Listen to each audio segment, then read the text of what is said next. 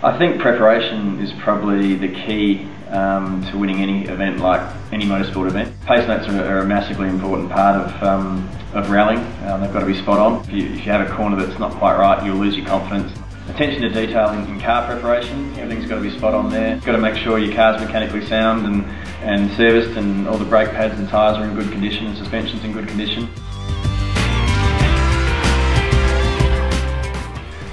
And then, like I quite often teach most of the people out here, is you've got to work out how to go around each corner. Each corner has its own set of characteristics: where to brake, where to turn in, how fast to exit, when to put the throttle on. And I think it's more about focusing on each corner, one corner at a time, as opposed to focusing on your lap time, saying I've got to be a second faster, so I want to try harder. So it's more about piecing together a lap consistently than sort of focusing on the end result.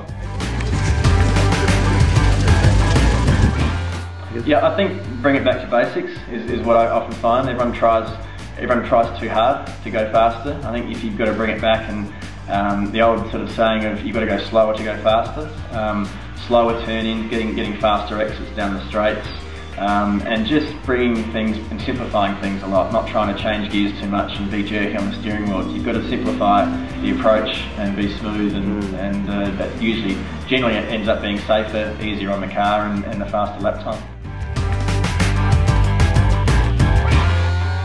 Well, tyres are a very important part of the whole situation. I think with preparation, we do a lot of suspension tuning out there, and that's primarily geared around getting good tyre temperatures and tyre pressures.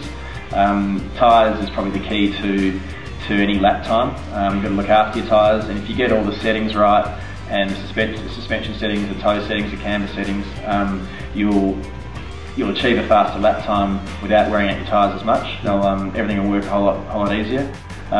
We've been running the Yokohama Advan 050s on the Evo 10 and the Mazda RX-8 SP, and they've been equal to any times we've done on any other tyres on the market. So they certainly are the way to go. And I've just driven an S2000 with the Advan Neovas on it, and yeah, it's just amazing how well they hold on. I couldn't tell whether it was a semi-slick or a road tyre, so definitely a fantastic tyre to be on.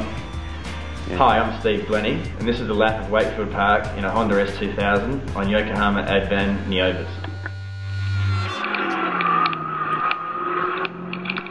Okay, so as we're heading down the main straight here of Wakefield Park, preparing for a very fast kick, which for me, the most important part is actually getting the braking in a straight line and nice and deep. So as we turn in, braking hard in a straight line, picking the gear and getting a fast exit for the run up the hill.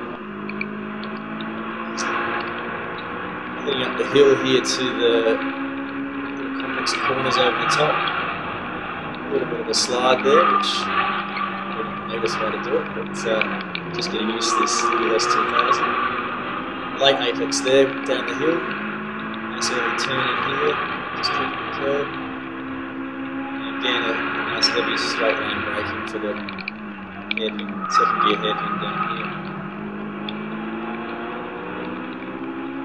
Here, this short right hand is a bit of fun. It's just a short lift off and then flatten the throttle. Another heavy braking for the hairpin, which is quite an important corner. Go nice and deep, turn in late, back on a corner, and open for a nice, fast, smooth exit, which that can work that way. Up through the gears, and hopefully a nice quick lap of Wakefield Park. The S2000 Advan Neova.